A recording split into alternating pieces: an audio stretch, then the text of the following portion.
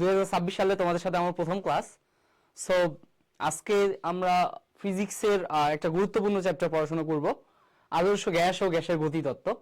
চ্যাপ্টারটা তোমরা যারা বিশেষ করে যারা বিএসসি পরীক্ষা দিবা তাদের জন্য তো ইম্পর্টেন্ট, প্লাস যারা ডিপ্লোমা পরীক্ষা দিবা তাদের জন্য এখানে একটা পার্ট আছে মোস্ট ইম্পর্টেন্ট। কারণ তোমরা এবং এইটা ক্লাসটা তোমাকে অবশ্যই করা উচিত যারা ডিপ্লোমা পরীক্ষা দিবা, কারণ এইখানে একটা টপিকস আছে যেটা এসএসসি তে তোমরা হালকা আলোচনা পাইছো, বাট এই জায়গা থেকে ডিপ্লোমা পরীক্ষা প্রশ্ন হয়। সো অবশ্যই তোমরা যারা বিএসসি এবং ডিপ্লোমা বোথ তোমরা অবশ্যই ক্লাসটা করো আমার সাথে এবং বন্ধু বান্ধবদেরকে জানাও। ইনশাআল্লাহ খুব সুন্দরভাবে আমি এই চ্যাপ্টারটা সহজ করে গুছাই দিব, বুঝতে পারছো? একবারে সহজ করে গুছাই দিব। একটু দেখি আমরা এই চ্যাপ্টারটাতে আসলে কি কি আছে। আমরা যদি একটু টপিকস অ্যানালাইসিস করি যে আসলে কি কি আছে এই চ্যাপ্টারটা পড়তে গেলে একজন স্টুডেন্টকে, সে বিএসসি পরীক্ষা দিক আর ডিপ্লোমা পরীক্ষা দিক, তাদের জন্য কি কি পড়তে হয়। এক নম্বরে তোমাকে যে টপিকটা পড়তে হবে সেটা হচ্ছে আদর্শ গ্যাস। এই জিনিসটা আসলে কি, এই জিনিসটার বৈশিষ্ট্য কি, কোন কোন শর্তে একটা গ্যাস আদর্শ হয় এইটা।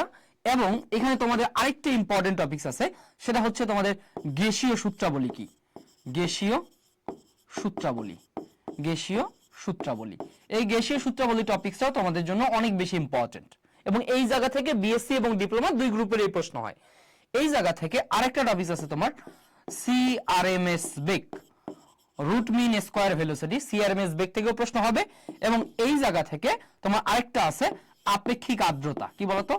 আপেক্ষিক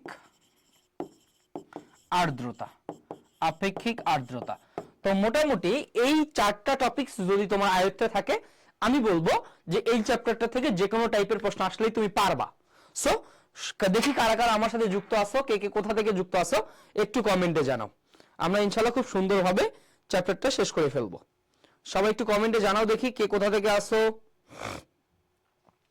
কারা কারা আসো, কে কোথা থেকে আসো একটু কমেন্টে জানাও।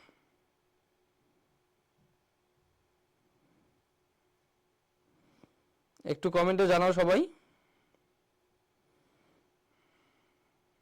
ওকে ওকে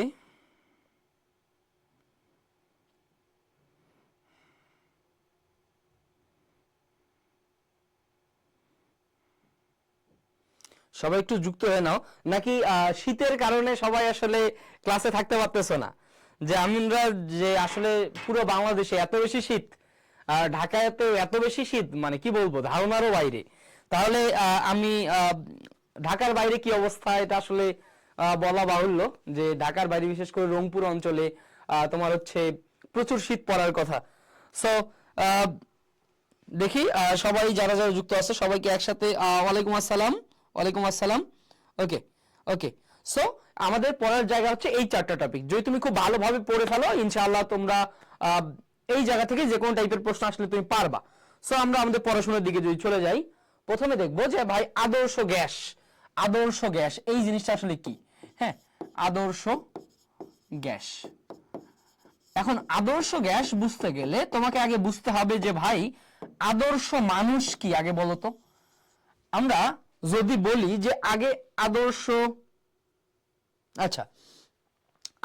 মানুষ কি, তাহলে তোমাকে যদি বলি যে ভাই আদর্শ মানুষ আসলে কারা, তুমি বলতে পারো যে ভাই যে সত্য কথা বলে, মানে অনেক গুণাবলীর কথা তুমি বলতে পারো। কিন্তু যদি বলি এক কথায় বলবা যে আদর্শ মানুষ কি, তাহলে তুমি কি বলবা? ভাই যার মনুষ্যত্ববোধ আছে, তাই না, তাকে আমরা বলবো আদর্শ মানুষ।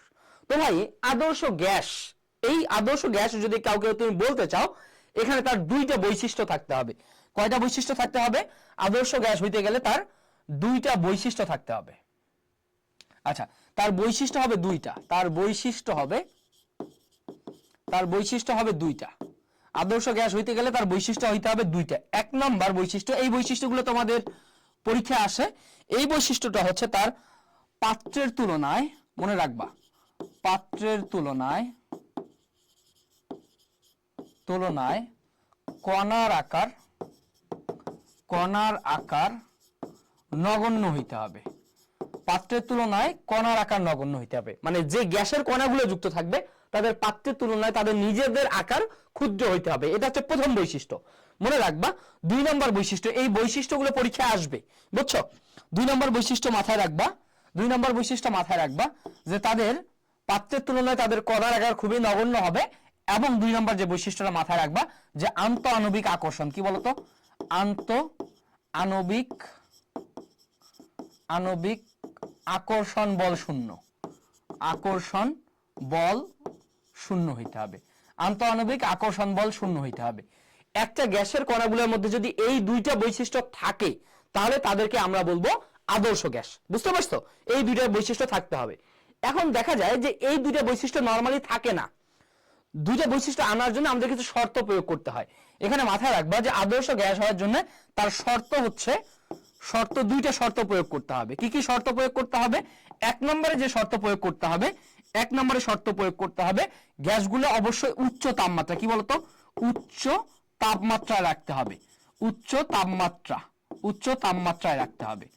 আমরা গ্যাসগুলোকে উচ্চ তাপমাত্রায় রাখবো, সাথে সাথে আরেকটা হচ্ছে নিম্ন চাপে রাখবো। কি করব? নিম্ন চাপে রাখবো। যদি আমরা উচ্চ তাপমাত্রা এবং নিম্ন চাপ দেই, যদি দিতে পারি, তাহলে গ্যাসগুলো আমাদের মাথায় রাখবা, তাহলে সে পিভি ইকুয়ালস টু এনআরটি সমীকরণ মেনে চলবে। কি চলবে? পিভি ইকুয়ালস টু এনআরটি সমীকরণ মেনে চলবে, বুঝছে? মেনে চলবে।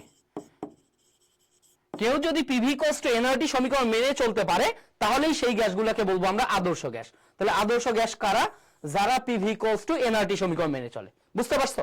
যারা পিভি ইকুয়ালস টু এনআরটি সমীকরণ মেনে চলে তাদেরকে আমরা বলি আদর্শ গ্যাস। আদর্শ গ্যাসের বৈশিষ্ট্য কয়টা? 2টা। একটা হচ্ছে পাত্রের তুলনায় কণার আকার নগণ্য এবং আন্তঃআণবিক আকর্ষণহীন, বুঝতে পারছো? এই 2টা বৈশিষ্ট্য নরমালি পাওয়া যায় না, পাওয়ার জন্য 2টা শর্ত প্রয়োগ করতে হয়। শর্ত 2টা হচ্ছে তাদেরকে আমি উচ্চ তাপমাত্রায় রাখবো এবং নিম্ন চাপে রাখবো। উচ্চ তাপমাত্রা এবং নিম্ন চাপ, এই উচ্চ তাপমাত্রা এবং নিম্ন চাপে যদি রাখতে পারি তাহলে কি পিভি ইকুয়ালস টু এনআরটি সমীকরণ মেনে চলবে। এই পিভি ইকুয়ালস টু এনআরটি সমীকরণটাই হচ্ছে আমার, পিভি ইকুয়ালস টু এনআরটি সমীকরণটা হচ্ছে কি বলতো? আমাদের আদর্শ গ্যাসের সমীকরণ। ক্লিয়ার? তাহলে এবার আসো আমরা যদি এই সমীকরণটা নিয়ে পড়াশোনা করি, তাহলে এখানে আমরা যদি দেখি যে আদর্শ গ্যাস সমীকরণ, আমরা যদি দেখি যে আদর্শ গ্যাস সমীকরণ, আদর্শ গ্যাস সমীকরণ, এই সমীকরণটা আসলে কেমন হবে? এই সমীকরণটা কেমন হবে? এই সমীকরণটা আমরা কেমন পাইলাম বলতো? আমরা পাইলাম এই সমীকরণটা হচ্ছে PV equals to nRT, PV equals to nRT. এখানে মাথায় রাখবা যে ভাই এই সমীকরণের পিটা হচ্ছে কি বলতো? তোমার চাপ। কি বলতো? চাপ। পিটা হচ্ছে কি? চাপ। এর একক কি বলতো?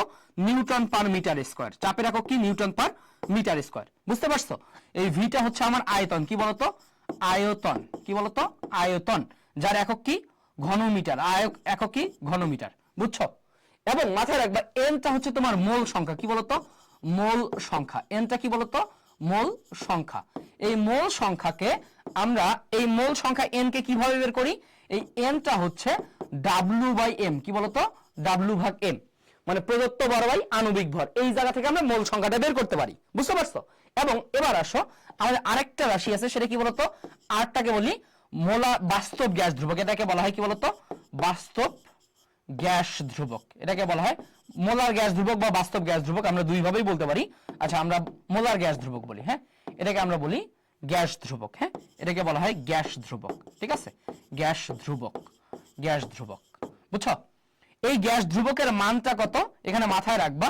এই গ্যাস ধ্রুবকের মানটা হচ্ছে 8.314 জুল পার মোল পার কেলভিন, জুল পার মোল পার কেলভিন। এটা হচ্ছে আমাদের গ্যাস ধ্রুবকের সমীকরণ। আর টিটা হচ্ছে অবশ্যই আমাদের, টিটা মাথায় রাখবা, টিটা হচ্ছে আমাদের কি বলতো? তাপমাত্রা। কি বলো ভাই? তাপমাত্রা। এই তাপমাত্রাটা অবশ্যই কেলভিন স্কেলে। কি বলতো? কেলভিন স্কেলে তাপমাত্রা। হ্যাঁ, কেলভিন স্কেলে, কেলভিন স্কেলে, কেলভিন স্কেলে আমাদের তাপমাত্রা, ঠিক আছে? টিটা হচ্ছে আমাদের কেলভিন স্কেলে তাপমাত্রা।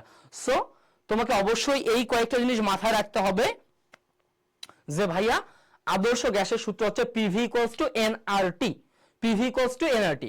এখানে পি হচ্ছে চাপ, ভি হচ্ছে আয়তন, এনটা হচ্ছে মোল সংখ্যা যেটাকে আমরা ডাব্লিউ বাই এম বলি, আরটা হচ্ছে মোলার গ্যাস ধ্রুবক বা বাস্তব গ্যাস ধ্রুবক বা গ্যাসের সার্বজনীন ধ্রুবক, যেটার মান হচ্ছে 8.314 জুল পার মোল পার কেলভিন। এইটা তোমাদের নার্সিং পরীক্ষায় সরাসরি দিয়ে দেয়, এটা নার্সিং পরীক্ষায় সরাসরি দিয়ে দেয় যে কোনটি মোলার গ্যাস ধ্রুবক, কোনটি মোলার গ্যাস ধ্রুবক, এর মান কত, এর মান কত, এটা সরাসরি নার্সিং পরীক্ষা দিয়ে দেয়। বুঝতে পারছো? এরপর এসে মোল সংখ্যা তোমরা কেমিস্ট্রিতে বের করতে পারো, এবং টিটা হচ্ছে তাপমাত্রা, এটা এসআই স্কেলের তাপমাত্রা বা কেলভিন স্কেলের তাপমাত্রা। বুঝতে পারছো? তার মানে এই যে পিভি ইকুয়ালস টু এনআরটি সমীকরণ, এই সমীকরণ থেকে আমাদের বিভিন্ন ম্যাথ করতে হয়। ম্যাথ করার আগে আমাদের বিভিন্ন গ্যাসীয় সূত্রাবলী জানতে হয়, যে এইখানে পিভিটি এই তিনটা হচ্ছে চলক, এই চলকগুলো কিভাবে চেঞ্জ হয় না হয়, এই জিনিসগুলো আসে। তো আসো এবার আমরা যেটা দেখবো সেটা হচ্ছে গ্যাসীয় সূত্রাবলী। কি দেখবো আমরা? গ্যাসীয় সূত্রাবলী। এবার যেটা দেখবো গ্যাসীয় সূত্রাবলী। গ্যাসীয় সূত্রাবলী, গ্যাসীয় সূত্রাবলী দেখার জন্য আমাদের প্রথম যে সূত্রটা দেখতে হবে সেটা হচ্ছে বয়েলের সূত্র। কি বলতো? সেটা হচ্ছে তোমার বয়েল সূত্র। বয়েল সূত্র প্রথম আমরা যেটা দেখবো সেটা হচ্ছে বয়েল সূত্র। এটা তোমরা যারা বিএসসি নার্সিং বা ডিপ্লোমা নার্সিং 2 গ্রুপ পরীক্ষা দিবা সবার জন্যই এই বয়েল সূত্রটা অনেক বেশি ইম্পর্টেন্ট। ওকে, বয়েল সূত্রটার ক্ষেত্রে মাথায় রাখবা যে ভাই বয়েল সূত্রের ক্ষেত্রে মাথায় রাখবা তুমি তাপমাত্রা ধ্রুব। কি বলতো? তাপমাত্রা ধ্রুব হবে, তাপমাত্রা ধ্রুব হবে। বয়েল সূত্রের ক্ষেত্রে কি বলতো? তাপমাত্রা ধ্রুব হবে। এবং এই বয়েল সূত্র মনে রাখার জন্য মাথায় রাখবা যে পরিবর্তন ধীরে ধীরে কি হবে? পরিবর্তন ধীরে ধীরে, হ্যাঁ, পরিবর্তন ধীরে ধীরে সংঘটিত হবে, পরিবর্তন ধীরে ধীরে সংঘটিত হবে। বয়েল সূত্রের ক্ষেত্রে এই দুটো জিনিস মাথায় রাখবা। ভাইয়া যদি তাপমাত্রা ধ্রুব হয়, যদি তাপমাত্রা ধ্রুব হয়, এই বয়েল সূত্রে আমরা তখন বলতে পারি যে আমাদের পি সমানুপাতিক 1/v। কি বলতো? পি সমানুপাতিক 1/v। চাপ এবং আয়তন পরস্পর ব্যস্তানুপাতিক। তাহলে বয়েল সূত্র আমাদের কি বলতেছে? চাপ ও আয়তনের সম্পর্ক ব্যস্তানুপাতিক। চাপ ও আয়তন, আয়তন পরস্পর, চাপ ও আয়তন পরস্পর, চাপ ও আয়তন পরস্পর ব্যস্তানুপাতিক। কি বলতো? ব্যস্তানুপাতিক। চাপ এবং আয়তন হবে পরস্পর কি বলতো? ব্যস্তানুপাতিক। বুঝতে পারছো? চাপের সাথে আয়তনের সম্পর্ক হবে ব্যস্তানুপাতিক, মানে পি সমানুপাতিক 1/v। এইটার মানে কি? এইটার মানে হচ্ছে তুমি যদি ভাইয়া চাপের পরিমাণটা বৃদ্ধি করো, চাপের পরিমাণ যদি বৃদ্ধি করো, তোমার আয়তনটা কি হবে? আয়তনটা হ্রাস হবে। কি হবে? আয়তনটা হ্রাস হবে। বুঝছো? তুমি যদি চাপ বাড়াও আয়তন কমে যাবে, চাপ বাড়াও আয়তন কমে যাবে। চাপ এবং আয়তন পরস্পর কি? ব্যস্তানুপাতিক। সো এই জায়গা থেকে আমরা একটা ম্যাথমেটিক্যাল ইকুয়েশন পাবো, এইটা আমাদের জন্য অনেক বেশি ইম্পর্টেন্ট। এই জায়গা থেকে আমরা বলতে পারবো যে ভাই P1 V1 equals to P2 V2। এইটা হচ্ছে আমাদের বয়েলের সূত্র। কি বলতো? এইটা হচ্ছে আমাদের বয়েল সূত্র। P1 V1 equals to P2 V2। Clear? চাপ এবং আয়তন পরস্পর ব্যস্তানুপাতিক, যেখানে তাপমাত্রা ধ্রুব থাকে, তাহলে তুমি যদি চাপ বৃদ্ধি করো আয়তন কমে যাবে। ক্লিয়ার? চাপ বৃদ্ধি করলে আয়তন কমে যাবে, এটা হচ্ছে তোমার কি? বয়েলের সূত্র। ক্লিয়ার? বয়েল সূত্রটা অনেক বেশি মাথায় রাখবা। এবং বয়েল সূত্রের ক্ষেত্রে আমরা একটা জিনিস এখানে আরো ক্লিয়ারলি মাথায় রাখবো যে ভাইয়া আমাদের বয়েল সূত্রের ক্ষেত্রে আমাদের কয়েকটা জিনিসের বিষয় খুব ভালোভাবে মাথায় রাখবা। যে বয়েল সূত্রে তোমার শক্তি একই থাকে। কি বলতো? গ্যাসীয় শক্তি, বা এটাকে আমরা বলতে পারি গ্যাসের অভ্যন্তরীণ শক্তি। গ্যাসের অভ্যন্তরীণ শক্তি, অভ্যন্তরীণ শক্তি, অভ্যন্তরীণ শক্তি, গ্যাসের অভ্যন্তরীণ শক্তি একই থাকে। হ্যাঁ, একই থাকে। গ্যাসের অভ্যন্তরীণ শক্তি একই থাকে। ক্লিয়ার? সো বয়েল সূত্রে এই জিনিসটা ভালোভাবে মাথায় রাখবা। এখন তোমার প্রশ্ন হইতে পারে ভাই এই ফর্মুলা থেকে বা এই বয়েল সূত্র থেকে আমার নার্সিং পরীক্ষায় প্রশ্ন কেমন হবে? সো আসো আমরা একটা প্রশ্ন প্র্যাকটিস করি। আমরা যদি কোশ্চেন প্র্যাকটিস করি, কোশ্চেন 1 যদি আমরা একটু দেখি, আমরা যদি কোশ্চেন 1 দেখো, কোশ্চেন 1 যদি তুমি দেখো যে তোমাকে প্রশ্ন করবে যে সমষ্ণ প্রক্রিয়ায়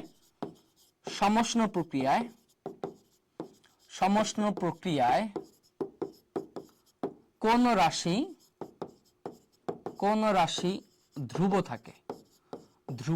থাকে। এটা নার্সিং এর প্রশ্ন। বুঝতে পারছো? সমষ্ণ প্রক্রিয়ায় কোন রাশি ধ্রুব থাকে।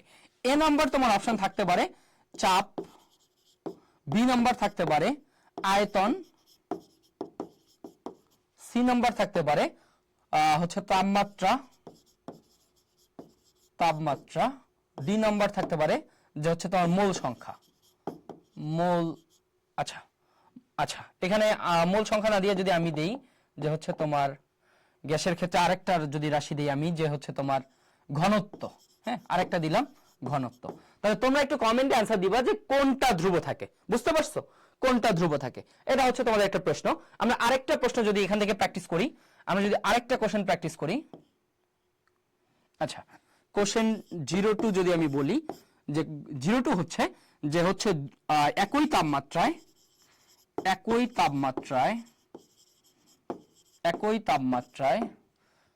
কোন গ্যাসের আয়তন 3 গুণ করলে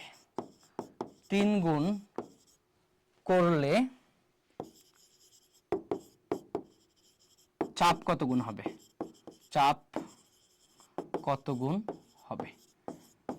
আয়তন 3 গুণ করলে চাপ কত গুণ হবে।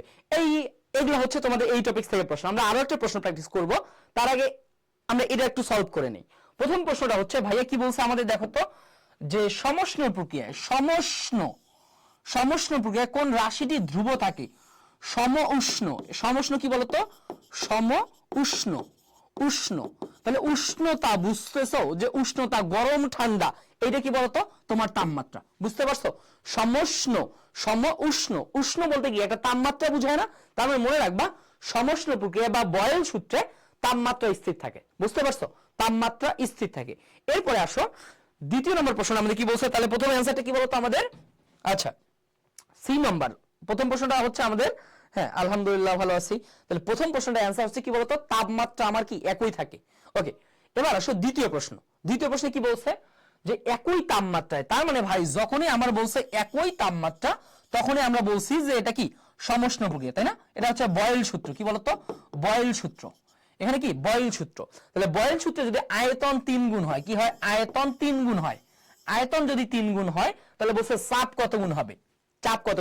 তাহলে এই জায়গা থেকে তুমি বুঝতেছো যে ভাই তোমার আয়তনটা, তোমার V2 টা হচ্ছে 3V1, তাহলে বলছে P2 টা কত? তাই না? তাহলে ভাই বয়েল সূত্র অনুসারে আমরা জানি কি বলতো? P1V1 equals to P2V2। So এই জায়গা থেকে আমাদের P2 টা কত আসবে? P2 টা আসবে কত? V1 ভাগ V2 ইনটু কি P1, তাই না? P1।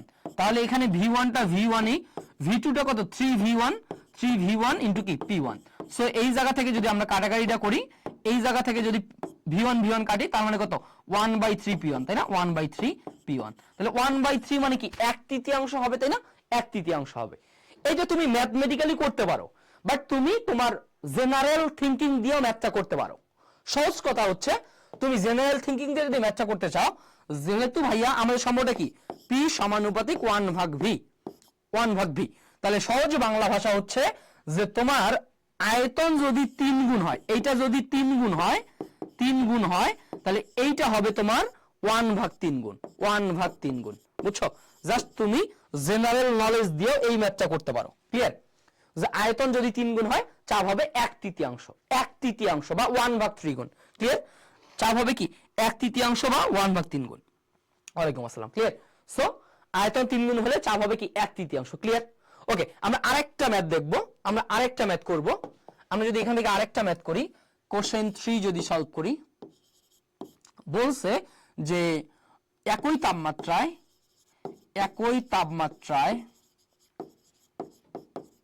5 লিটার গ্যাসের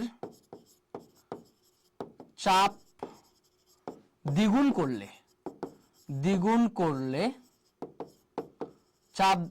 করলে আয়তন কত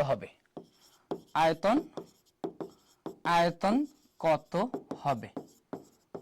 এ নম্বরে আমার বলা আছে, আমার বলছে যে হচ্ছে 10 লিটার হবে, বি নম্বর বলছে হচ্ছে তোমার 5 লিটারই হবে, সি নম্বর বলছে 2.5 লিটার হবে, ডি নম্বর বলছে হচ্ছে 25 লিটার হবে।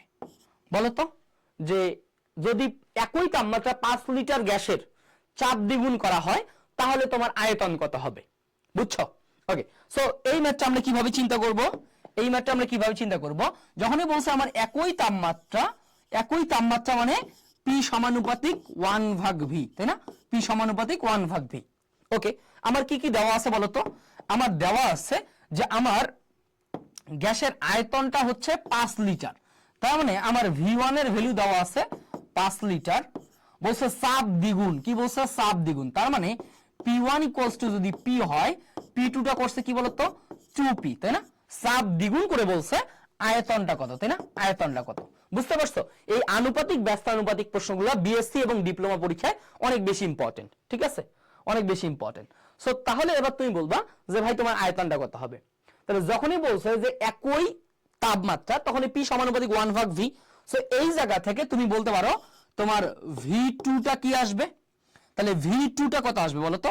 তাহলে তাহলে যদি আমরা V2 টা চিন্তা করি, তাহলে V এর সাথে কি, তাহলে P1/P2 ইনটু কি V1 না? P1/P2 ইনটু কি V1। সো এই জায়গা থেকে তুমি যদি বলো P1 এর ভ্যালুটা P, P2 এর ভ্যালুটা কত? 2P, আর V1 এর ভ্যালু কত? 5 লিটার। কত?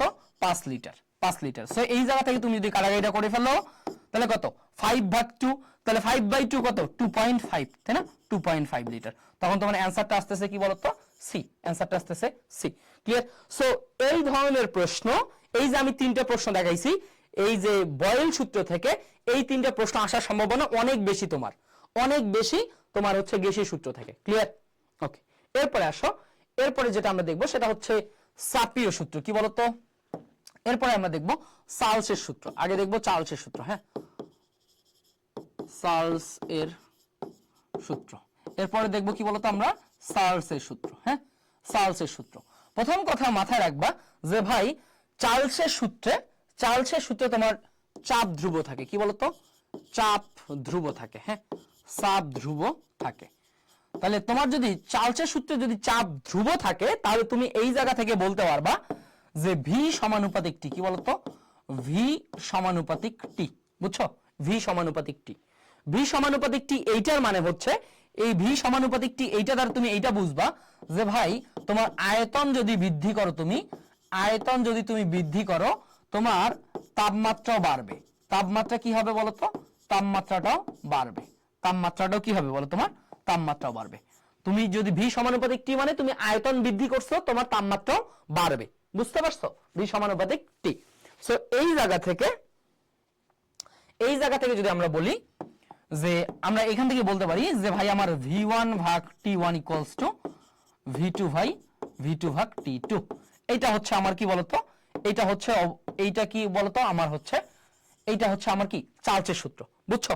চার্লসের সূত্র। এইখানে একটা বিষয় মাথায় রাখবা যে তাপমাত্রা অবশ্যই কেলভিনে নিব। কি বলতো? তাপমাত্রা অবশ্যই কেলভিন স্কেলে। কি বলতো? অবশ্যই কি কেলভিন স্কেলে। তাপমাত্রা অবশ্যই কি কেলভিন স্কেলে নিব। ঠিক আছে? তাপমাত্রা অবশ্যই কেলভিন স্কেলে নিব। কারণ এখানে সাপোজ তোমার দেওয়া আছে যে x ডিগ্রি সেলসিয়াস, তাহলে তুমি কি নিবা? যে x + 273 কেলভিন। ক্লিয়ার? যে কোনো তাপমাত্রা অবশ্যই কেলভিন স্কেলে নিবা। x ডিগ্রি সেলসিয়াস দেওয়া আছে, তাহলে x + 273 ডিগ্রি সেলসিয়াস, মানে 273 যোগ করলে তখন সেটা কি হবে? কেলভিন আসবে। সো এইটা হচ্ছে তোমার চার্লসের সূত্র। সো চার্লসের সূত্রটা তোমাদের জন্য অনেক বেশি ইম্পর্টেন্ট, এটা খুব ভালোভাবে মাথায় রাখবা। ক্লিয়ার? ওকে, সো তাপমাত্রা অবশ্যই কেলভিনে নিবা, আর এইটা হচ্ছে তোমার V1/T1 = কি V2/T2। এই জায়গা থেকে তোমার গ্রাফ যদি কখনো পরীক্ষা দিয়ে দেয়, যদি গ্রাফ পরীক্ষা দিয়ে দেয়, তাহলে গ্রাফটা কেমন হবে? যদি পরীক্ষা কখনো গ্রাফ দিয়ে দেয়, তাহলে মাথায় রাখবা যে ভাইয়া যদি দেয় মনে করো যে এদিক ভি আর এইদিক দিছে টি, তাহলে মনে রাখবা গ্রাফটা হবে মূল বিন্দুগামী সরলরেখা। কি হবে? মূল বিন্দুগামী সরলরেখা। বুঝছো? তাহলে গ্রাফের পরিচয়টা কি হবে? গ্রাফের পরিচয় হবে, তাহলে চার্লসের সূত্রের গ্রাফটা হবে মূল বিন্দুগামী সরলরেখা। কি বলতো? মূল বিন্দুগামী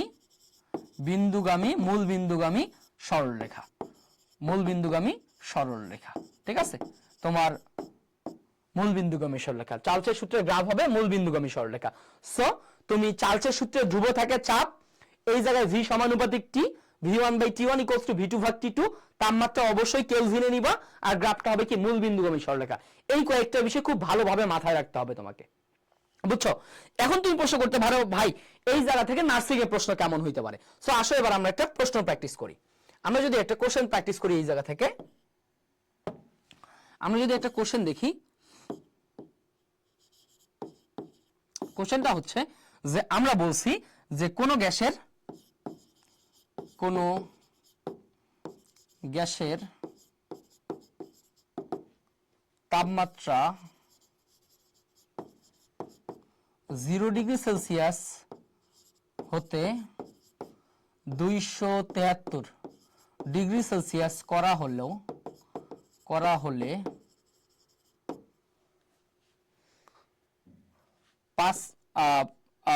হলে আয়তন কত হবে? আয়তন এসটিপি তে। আচ্ছা, আয়তন আমরা এসটিপি আর দিব না, আয়তন কত গুণ হবে, বুঝছো? কত গুণ হবে? এগুলা হচ্ছে তোমার বিএসসি নার্সিং এ বেশি আসে, ডিপ্লোমা নার্সিং এও আসে, বুঝছো? তাহলে এখন বলছে যে ভাই তাপমাত্রা চেঞ্জ করা হয়েছে, তাহলে আয়তন কত গুণ হবে, তাই না? চাপের কোনো কথা বলাই নাই, তাহলে আমরা চাপ নিব না, তাই না? চাপ আমরা নিব না। তাহলে এবার আসো যে ভাই আমার তাপমাত্রাটা কি বলছে? তাপমাত্রা বলছে 0 ডিগ্রি সেলসিয়াস, তার মানে এইটা হচ্ছে আমার T1। তাহলে T1টা কত? 0 প্লাস 273, তার মানে কত বলতো? 273 কেলভিন, তাই না? তার মানে কত? 273 কেলভিন, তাই না? এখন আসো তোমার এত গুণ করা হয়েছে, তার মানে T2টা কত? T2টা হচ্ছে দেখো তো 273 প্লাস 273 না, 273 না, দুইটা 273, তার মানে আমি বলতে পারি 2 ইন্টু 273 কেলভিন। তাহলে তাপমাত্রা অবশ্যই কি আমি কেলভিন স্কেলে নিব। তাহলে তাপমাত্রা কি করা হয়েছে? একটা হচ্ছে আলটিমেটলি 273 করা মানে কি? তার দ্বিগুণ মানে কি? 2 গুণ হওয়া। তাহলে তাপমাত্রা যদি দ্বিগুণ হয়, এবার বলছে আয়তন কত গুণ হবে। তাহলে ভাইয়া আমরা এইখানে জানি কি বলতো, যে V1 ভাগ T1 ইকুয়ালস টু কি V2 বাই T2 না, V2 ভাগ T2। সো এই জায়গা থেকে তুমি বলতে পারো যে V2টা কত বলতো? T2 বাই T1 ইন্টু কি V1 না, T2 বাই T1 ইন্টু কি V1। তাহলে T2টা কত আসে বলতো? T2টা আসতেছে 2 ইন্টু 273 বাই T1 এর ভ্যালু কত? 273 ইন্টু V1, তাই না? তাহলে এই জায়গা থেকে তুমি যদি কাটাকাটিটা করে ফেলো, তাহলে কত? 2V1 না? তাহলে আয়তনটা কত গুণ হবে বলতো? তোমার দ্বিগুণ হয়ে যাবে, বুঝতে পারছো? আয়তনটা তোমার দ্বিগুণ হয়ে যাবে। সো এই জায়গা থেকে এই টাইপের প্রশ্নগুলা তুমি যদি বিগত বছরের প্রশ্নগুলা দেখো, বিএসসি এবং ডিপ্লোমা অনেক বেশি ইম্পর্টেন্ট, বিশেষ করে বিএসসির জন্য অনেক বেশি ইম্পর্টেন্ট এই টপিকসটা।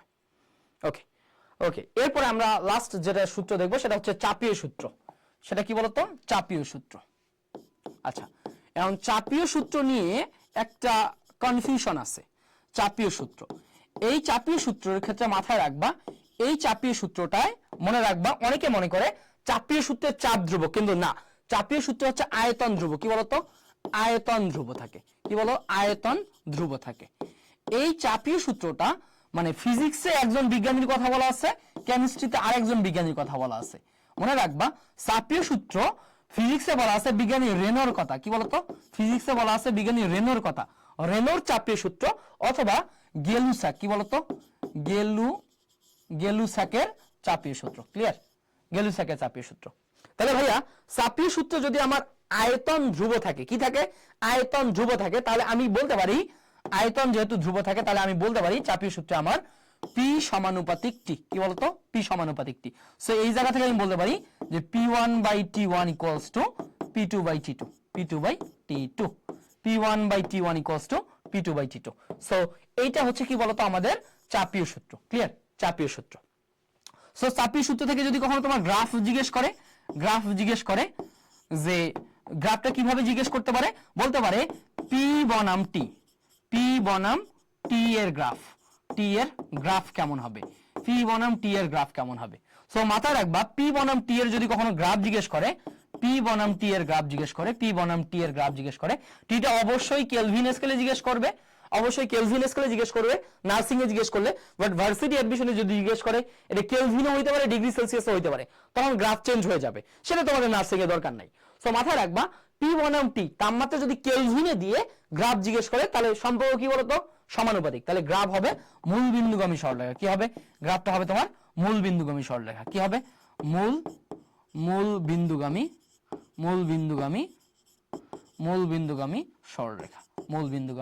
সরলরেখা। ক্লিয়ার?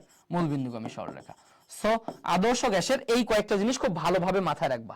আদর্শ গ্যাস থেকে এই কয়েকটা জিনিস খুব ভালোভাবে মাথায় রাখবা, যে তোমার তিনটা সূত্র, বয়েলের সূত্র, চার্লসের সূত্র এবং কি চাপীয় সূত্র। ক্লিয়ার? বয়েল চার্জ এবং কি চাপীয় সূত্র, এই কয়েকটা জিনিস খুব ভালোভাবে মাথায় রাখবা। ওকে, এবার আসো, এবার আমরা যে টপিকসটা পড়বো সেটা হচ্ছে সিআরএমএস বেগ। কি বলতো? সিআরএমএস বেগ। হ্যাঁ, সিআরএমএস বেগ। আচ্ছা, সিআরএমএস বেগটা আসলে কি? সিআরএমএস বেগটা হচ্ছে সিআরএমএস, আরএমএস কে বলা হয়, এটাকে বলা হয় মূল গড় বর্গ বেগ। কি বলতো? এটাকে বলি আমরা মূল গড় বর্গ বেগ, মূল গড় বর্গ বেগ। আচ্ছা, এইটা আসলে কি? এটা আসলে কি? এটা হচ্ছে ভাই তোমার এই গ্যাসের কণাগুলা এলোমেলো করে ছুটাছুটি করতেছে না? তাহলে আমি চাই যে গ্যাসের কণাগুলোর বেগ কত, তাহলে এক একটা কণার বেগ এক এক রকম। তো একসাথে সমস্ত কণার বেগকে রিপ্রেজেন্ট করার মতো বেগ হচ্ছে সিআরএমএস বেগ। তো একসাথে সমস্ত কণার বেগটাকে বলতেছি কি আমরা? সিআরএমএস বেগ। এই সিআরএমএস বেগটা যদি বলে এরকম, যে যদি এরকম বলে যে তোমার V1 V2 V3 কণাসমূহের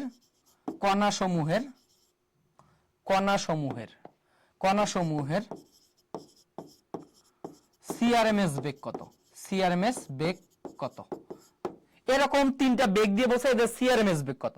সো এক্ষেত্রে তুমি যে জিনিসটা মাথায় রাখবা যে ভাই এদের সিআরএমএসটা হবে রুট ওভার রুট, দেখো রুট আগে দিলা কি রুট, এর দেখো মানে মূল গড় বর্গ বেগ, মূল এরপরে গড় কয়টা আছে? তিনটা, তার মানে V1 plus V2 plus V3 ভাগ কত? 3, বুঝছো? 3। এরপরে কত? বর্গ বেগ, এরপরে এদের স্কয়ার করে দিবা। কি করে দিবা? স্কয়ার করে দিবা। এইটা হচ্ছে তোমার সিআরএমএস বেগ। ক্লিয়ার? এটা হচ্ছে সিআরএমএস বেগ। এই ফর্মুলাটা বিশেষ করে বিএসসি নার্সিং এর জন্য অনেক বেশি ইম্পর্টেন্ট। সিআরএমএস বেগের এই ফর্মুলাটা মাথায় রাখবা। ক্লিয়ার? ওকে, এবার আরেকটা সিআরএমএস বেগের ফর্মুলা আছে, সেটা একটু মাথায় রাখতে হবে যে ভাইয়া টি তাপমাত্রায়, হ্যাঁ টি তাপমাত্রায় তোমার সিআরএমএস বেগটা কত হবে? টি তাপমাত্রায় তোমার সিআরএমএস বেগটা কত হবে? টি তাপমাত্রায় তোমার সিআরএমএস বেগটা হবে রুট ওভার 3RT/m। কি বলতো? 3RT/m। সো এই দুইটা জিনিস খুব ভালোভাবে মাথায় রাখবা, সিআরএমএস বেগ থেকে খুব ভালো প্রশ্ন হয়। এখন আমরা দেখবো যে ভাই সিআরএমএস বেগ থেকে কেমন প্রশ্ন হয়। সো আমরা একটা প্রশ্ন দেখে আসি, ওকে, তাহলে একটা যদি আমি কোশ্চেন বলি যে 2 metre per second, 3 metre per second ও 4 মিটার পার সেকেন্ড বেগে চলমান তিনটি কণার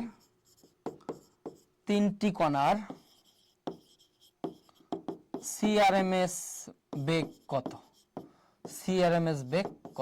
বুঝছো? এই টাইপের প্রশ্ন তোমার করতে পারে যে 2 metre per second, 3 metre per second, 4 metre per second বেগে চলমান তিনটি কণার সিআরএমএস বেগ কত। তাহলে ভাইয়া এরকম যদি তোমার তিনটা কণা দেওয়া থাকে মানে তিনটা বেগ দেওয়া থাকে, 4টা বেগ, 5টা বেগ, যে কোনো সংখ্যক বেগ দেওয়া থাকতে পারে, যদি দিয়ে তোমার সিআরএমএস বেগ জিজ্ঞেস করে, তাহলে মাথায় রাখবা সিআরএমএসটা হবে রুট ওভার, আগে কি বলতো? রুট ওভার, এরপরে কত? 2 স্কয়ার যোগ 3 স্কয়ার যোগ 4 স্কয়ার বাই কত? কয়টা বেগ আছে? 3টা, ডিভাইডেড বাই 3। ক্লিয়ার? তাহলে কত আসবে বলতো? রুট ওভার 2 স্কয়ার মানে কত? 4 প্লাস 3 স্কয়ার মানে কত? 9 প্লাস 4 স্কয়ার মানে কত? 16 ডিভাইডেড বাই 3। তাহলে এই জায়গা থেকে তুমি যদি চিন্তা করো কত? 16 আর 4 20, 29/3। তাহলে রুট ওভার কত আসতেছে বলতো? Root over 29/3। তাহলে তুমি চিন্তা করো তো, এই ভ্যালুটা যদি 30 হইতো, ধরে নাও এই ভ্যালুটা তোমার যদি 30 হইতো, 30, তাহলে 30/3, তাহলে কত হইতো? 10, রুট ওভার 10। তার মানে এই সংখ্যাটা অবশ্যই 3 প্লাস হবে। কি হবে? 3 প্লাস হবে, এই মানটা অবশ্যই 3 প্লাস হবে। এই জায়গাতে একটা ট্রিক্স খাটানো, এখানে একটা ট্রিক্স মাথায় রাখবা, যে ট্রিক্সটা তোমার অনেক বেশি হেল্প করবে ক্যালকুলেটর ছাড়া ম্যাথ করতে। ট্রিক্সটা হচ্ছে, এখানে একটা ট্রিক্স মাথায় রাখবা, ট্রিক্সটা হচ্ছে এমন, এখানে একটা ট্রিক্স মাথায় রাখবা, ট্রিক্সটা হবে এরকম যে ভাইয়া সব সময় আমার সিআরএমএস বেগ যেটা হবে, সিআরএমএস বেগ গ্রেটার দেন মধ্যবর্তী মানের বেগ, বুঝছো? সিআরএমএস সব সময় মধ্যবর্তী মানের যে বেগটা থাকবে সেই বেগের চেয়ে একটু বড় হবে, মানে তুমি ক্যালকুলেটর ছাড়াই বলে দিবা সিআরএমএস বেগ কত হবে। বুঝতে পারছো? সো এইটা জাস্ট এই ট্রিক্সটা দিয়েই সিআরএমএস বেগের সমস্ত ম্যাথ তুমি করে ফেলতে পারবা। ঠিক আছে, সিআরএমএস বেগের সমস্ত ম্যাথ তুমি করে ফেলতে পারবা। ট্রিক্সটা কি, যে তোমার বিভিন্ন বেগ দিয়ে যদি বলে সিআরএমএস বেগ কত, তুমি মাথায় রাখবা সিআরএমএস বেগটা হবে মধ্যবর্তী মানের যে বেগটা থাকবে তার চেয়ে একটু বেশি। আসলে একটা এক্সাম্পল করি, একটা এক্সাম্পল যদি করি, এবার কোশ্চেনটা যদি আমি একটু চেঞ্জ করে দিই, আমি কোশ্চেনটা বলছি যে 20 metre per second, 30 metre per second, 40 metre per second বেগ সম্পন্ন তিনটি কণার সিআরএমএস বেগ কত? সিআরএমএস বেগ কত? তিনটি কণার সিআরএমএস বেগ কত? তাহলে ভাই তুমি চোখ বন্ধ করে বলে দিবা যে সিআরএমএস বেগটা হবে গ্রেটার দ্যান 30। তুমি চোখ বন্ধ করে এটা বলে দিবা। বুঝছো? এইটাই হচ্ছে তোমার ট্রিক্স, যে তোমার মধ্যবর্তী মানের যে বেগটা থাকবে সেই বেগটা হচ্ছে একটু বেশি। এখন দেখা যায় যে পোলাপানগুলো নার্সিং এর প্রিপারেশন নেয় তারা ভয় পেয়ে এই জিনিসগুলো করে না, জাস্ট এই জিনিসগুলো ভয় পায়। বাট ভয়ের তো কিছু নাই ভাই, যে জাস্ট একটা ট্রিক্স জানলে ম্যাথ না দেখি তুমি অপশন দেখে অ্যান্সার বলে দিতে পারবা। এমন পোলাপান মনে করে এটা মানে বড় ম্যাথ, বাট বড় ম্যাথ না। তুমি অ্যান্সারটা দেখেই, যে আমি কি বলছি যে সিআরএমএস বেগ বললেই তোমার 3টা বেগ 4টা বেগ যে কয়েকটা বেগ বলুক, তো মধ্যবর্তী মানের যে বেগটা থাকবে, বিশেষ করে এখানে বেজোড় সংখ্যক বেগ বলে, মধ্যবর্তী মানের যে বেগটা আছে তার চেয়ে একটু বেশি কি সিআরএমএস বেগ। ক্লিয়ার? তোমার এইটার এই ম্যাথ করে এটা বের করতে হবে না যে ভাই এখানে সিআরএমএসটা এমন, সিআরএমএসটা রুট ওভার কত 20 স্কয়ার যোগ 30 স্কয়ার যোগ 40 স্কয়ার ভাগ কত 3। এভাবে তোমার করার দরকার নাই, এভাবে করার দরকার নাই। তুমি ডাইরেক্ট বলবা এই বেগটা কত 30 এর চেয়ে বড় হবে। অপশনে দেখবা 30 এর চেয়ে বড় একটা ম্যাথই আছে। ক্লিয়ার? একটা অপশনই আছে। সো এভাবে তুমি যদি চিন্তা করতে পারো সিআরএমএস বেগ তোমার জন্য অনেক বেশি সহজ হবে। ক্লিয়ার? ওকে, এবার আসো আরেকটা প্রশ্ন এই জায়গা থেকে জিজ্ঞেস করে। আমরা যদি আরেকটা প্রশ্ন এখান থেকে নেই, ওকে, আমরা যদি আরেকটা প্রশ্ন এখান থেকে নেই, আরেকটা কোশ্চেন হচ্ছে যে কোন গ্যাসের তাপমাত্রা 4 গুণ করলে সিআরএমএস বেগ কত গুণ হবে? সিআরএমএস বেগ কত গুণ হবে? এটা একটা প্রশ্ন করে। আরেকটা কোশ্চেন এই জায়গা থেকেই আরেকটা কোশ্চেন করে যে এরকম, যে কোন গ্যাসের সিআরএমএস বেগ দ্বিগুণ করতে তাপমাত্রা কত গুণ করতে হবে?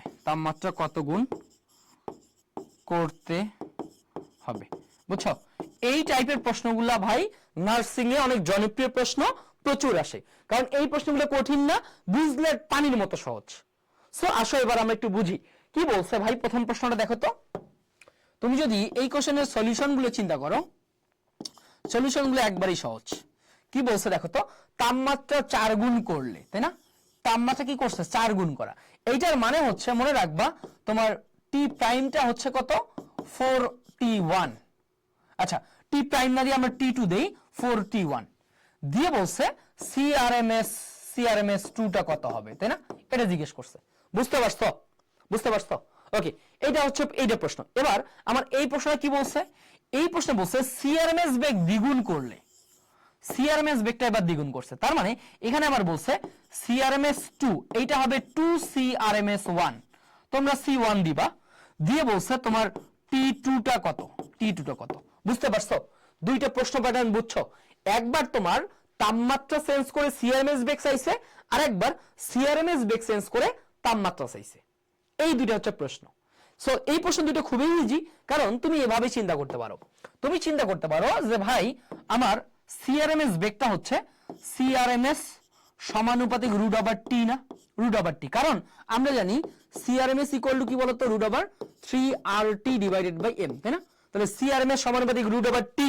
তাহলে এই জায়গাতে রুট ওভার যেহেতু টি, মনে রাখবা এখানে কি বলতো রুট ওভার টি, তাহলে রুট ওভার টি, তাহলে কত রুট ওভার টিটা কত বলতো 4t না 4t, তাহলে রুট ওভার 4, তাহলে এটাকে তুমি লিখতে পারো কত বলতো root over 4 into root over T না, root over 4 into root over T, তাহলে রুট ওভার টির সামনে সংখ্যা কত আছে, সংখ্যা আছে 4, তাহলে রুট ওভার 4 মানে কত বলতো রুট ওভার 4 মানে কত দ্বিগুণ, বুঝছো 2 গুণ হবে, clear. Root over T, root over T এর সামনে কত 4t বসাই দিছি আমি, তাহলে রুট ওভার 4 মানে কত 2, 2 গুণ হবে, দেখেই বলে দিব যে ভাই তাপমাত্রা কত গুণ হবে, মানে তোমার সিআরএমএস কত গুণ হবে, দ্বিগুণ হবে, ক্লিয়ার। এগুলা নার্সিং এ প্রচুর আসে, এগুলা বুঝে বুঝে সলভ করলে মানে তোমার কোনো কিছু মুখস্থ করা লাগে না, বিশেষ করে ফিজিক্সে কোনো কিছু তোমার মুখস্থ করাই লাগবে না, জিনিসগুলো বুঝলেই হবে। হ্যাঁ ওকে, এরপরে আসো, এরপরে বলছে যে ভাই সিআরএমএস বেগ দ্বিগুণ করলে, দ্বিগুণ করতে তাপমাত্রা কত গুণ হবে। সো এই জায়গা থেকে তুমি বলতে পারো যেহেতু সিআরএমএস সমানুপাতিক রুট ওভার টি, তুমি বলতে পারো যে ভাই আমার টি সমানুপাতিক কি আসবে বলতো, টি সমানুপাতিক আসবে, টি সমানুপাতিক আসবে সি স্কয়ার, সিটা সিআরএমএস স্কয়ার। এখন বলো তোমার সিটা কত গুণ করা হয়েছে, তোমার সিটা করা হয়েছে কত গুণ বলো তো দ্বিগুণ, কত গুণ করা হয়েছে দ্বিগুণ, তার মানে 2c এর উপর হোল স্কয়ার, 2 স্কয়ার মানে কত 4 ইনটু সি স্কয়ার না, তাহলে ভাই আগে থেকে আমার তো সি স্কয়ারে আছে, হইল কত 4, তাহলে কত গুণ হবে 4 গুণ হয়ে যাবে, বুঝছো 4 গুণ হয়ে যাবে, ক্লিয়ার। সো এই টাইপের জিনিসগুলা নার্সিং ভর্তি পরীক্ষার জন্য অনেক অনেক বেশি ইম্পর্টেন্ট, খুব ভালোভাবে মাথায় রাখতে হবে। এখন এই জায়গাটা থেকে নার্সিং এর পোলাপাইন মনে করে ভাই অনেক কঠিন, এগুলো আমি পড়বো না, এই কারণে এই জায়গাগুলো থেকে সহজ প্রশ্ন আসে, স্কিপ করে পারে না, বুঝছো। বাট এই জায়গাগুলো একটু জাস্ট মাথা খাটাইলেই জিনিসগুলো সহজ লাগবে, ঠিক আছে। ওকে, আমরা আজকে লাস্ট টপিক পড়বো, সেটা হচ্ছে আপেক্ষিক আর্দ্রতা। কি বলতো আপেক্ষিক আর্দ্রতা, আপেক্ষিক আর্দ্রতা, আপেক্ষিক আর্দ্রতা, আপেক্ষিক আর্দ্রতা। আচ্ছা, এই আপেক্ষিক আর্দ্রতাটা তোমাদের জন্য অনেক বেশি ইম্পর্টেন্ট, কারণ এই আপেক্ষিক আর্দ্রতা জিনিসটা হচ্ছে যে ভাই মানে আমরা যেটা দেখি যে শীতকালে কুয়াশা পড়ে, তাই না, হ্যাঁ শীতকালেই তো কুয়াশা পড়ে, এবং শীতকালে কি শিশির পড়ে না, ঘাসের উপর শিশির। রবীন্দ্রনাথের খুব সুন্দর একটা তোমার কি ছিল একটা মানে ডায়ালগ ছিল এরকম যে পুরো পৃথিবী ঘুরে দেখেছি, মানে ওই যে কি জানি আমি জানি না ভাই, সাহিত্যে আমি খুবই কাঁচা, যে ঘাসের উপর কি এক বিন্দু শিশির নাকি শিশির ফোঁটা, এরকম একটা কথা। তো এই যে শিশির পরে, এই শিশির ঘটনাটা ফিজিক্সের সাথে রিলেটেড। কিভাবে রিলেটেড, যে ভাই আপেক্ষিক আর্দ্রতা জিনিসটা হচ্ছে, আর্দ্র বলতে কি বুঝি ভেজা। এখন বায়ু আছে, আমাদের কি আছে বায়ুমণ্ডল আছে, তো বায়ুর সাথে কি আছে বলতো জলীয় বাষ্প আছে, তাই না। তো এই বায়ুর সাথে কতটুকু জলীয় বাষ্প থাকতে পারে, এই জিনিসটা আপেক্ষিক আর্দ্রতার সাথে রিলেটেড। তো আপেক্ষিক আর্দ্রতা জিনিসটা হচ্ছে এরকম, আপেক্ষিক আর্দ্রতাটাকে বলি যে বায়ুতে, বায়ুতে জলীয় বাষ্প, জলীয় বাষ্প ধারণ করার তুলনামূলক সক্ষমতা, এটাকে বলা হয় তুলনামূলক সক্ষমতা। বায়ুতে জলীয় বাষ্প ধারণ করার তুলনামূলক সক্ষমতা, এটাকে বলা হয় সক্ষমতা। হ্যাঁ, সক্ষমতা, এই তুলনামূলক সক্ষমতাটাকেই বলতেছি কি বলতো আমরা, এই তুলনামূলক সক্ষমতাকেই বলতেছি আমরা কি বলতো, এই তুলনামূলক সক্ষমতাকেই বলতেছি কি বলতো আমরা আপেক্ষিক আর্দ্রতা। এই আপেক্ষিক আর্দ্রতাটাকে আমরা প্রকাশ করি ক্যাপিটাল আর দ্বারা। কি দ্বারা বলতো, ক্যাপিটাল আর দ্বারা। এই আরটা হচ্ছে মনে রাখবা small F by capital F into 100%, small F by capital F into 100%, clear. So এই জায়গায় তোমার প্রশ্ন হইতে পারে ভাই তাহলে স্মল এফ কি বা ক্যাপিটাল এফ কি। মাথায় রাখবা স্মল এফ এবং ক্যাপিটাল এফ এটা হচ্ছে শিশিরাঙ্কে, কি বলতো স্মল এফটা হচ্ছে শিশিরাঙ্কে, শিশিরাঙ্কে সম্পৃক্ত, জাস্ট শিশিরাঙ্কে সম্পৃক্ত এতটুকুই মাথায় রাখবা। আর ক্যাপিটাল এফটা হচ্ছে বায়ুর তাপমাত্রায়, কি বলতো বায়ুর তাপমাত্রায়, বায়ুর তাপমাত্রায় সম্পৃক্ত, ক্লিয়ার, বায়ুর তাপমাত্রায় সম্পৃক্ত। কি সম্পৃক্ত সেটা আর দরকার নাই, তুমি জাস্ট মাথায় রাখবা শিশিরাঙ্কে সম্পৃক্ত একটা মান দেওয়া থাকবে, বায়ুর তাপমাত্রায় সম্পৃক্ত একটা মান দেওয়া থাকবে, এই দুইটার অনুপাতটা হচ্ছে আপেক্ষিক আর্দ্রতা। খুব আরেকটু ভালোভাবে মাথায় রাখবে, একটা ট্রিক্স দিয়ে মাথায় রাখতে পারো যে এই মানটা শিশিরাঙ্কে সম্পৃক্ত মানটা হচ্ছে ছোট মান, ছোট মান আর বায়ুর তাপমাত্রার মানটা হচ্ছে বড় মান। কি বলতো? বড় মান। এই ছোট মান এবং বড় মানের অনুপাতটাই হচ্ছে তোমার আপেক্ষিক আর্দ্রতা। ক্লিয়ার? এই আপেক্ষিক আর্দ্রতা থেকে খুব ভালো কিছু প্রশ্ন আসে। কি কি প্রশ্ন আসে? আমাদের এখান থেকে জিজ্ঞেস করে আপেক্ষিক আর্দ্রতা হ্রাস বৃদ্ধির কারণ।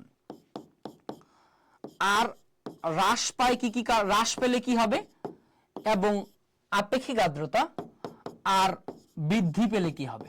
ক্লিয়ার?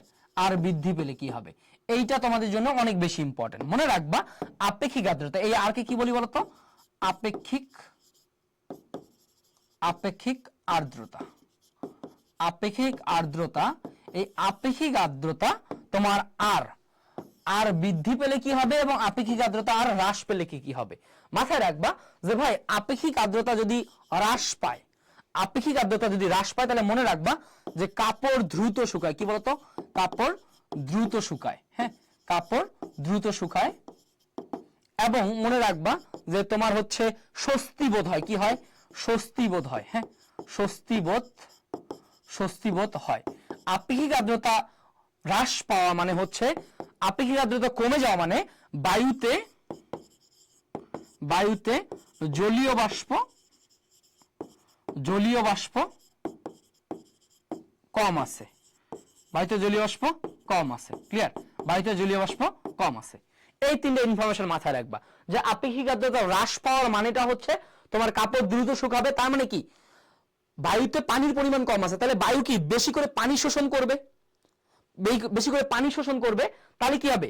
মনে করো তুমি ঘেমে আসো, তাহলে বায়ুতে মানে বায়ুর আপেক্ষিক আর্দ্রতা কম, তাহলে কি আমার ঘামটা দ্রুত শুকাবে, ফলে কি হবে? আমার স্বস্তি বোধ হবে। বুঝতে পারছো? এবং এইখানে এটা দ্বারা বোঝা যায় যে বায়ুতে জলীয় বাষ্পের পরিমাণ কি কম আছে। ক্লিয়ার? এরপরে হ্যাঁ, মেইনলি এইটা হচ্ছে তোমার এই টপিকসটা বিএসসি এর জন্য বেশি ইম্পর্টেন্ট। এই টপিকসটা তোমার বিএসসি এর জন্য বেশি ইম্পর্টেন্ট। ক্লিয়ার? ওকে, এরপরে আসো যে ভাই আপেক্ষিক আর্দ্রতা যদি তোমার বেশি হয়, তাহলে মনে রাখবা যে কাপড় ধীরে শুকায়। কি বলতো? কাপড় ধীরে শুকায় এবং তোমার অস্বস্তি বোধ হয়। কি হয়? অস্বস্তি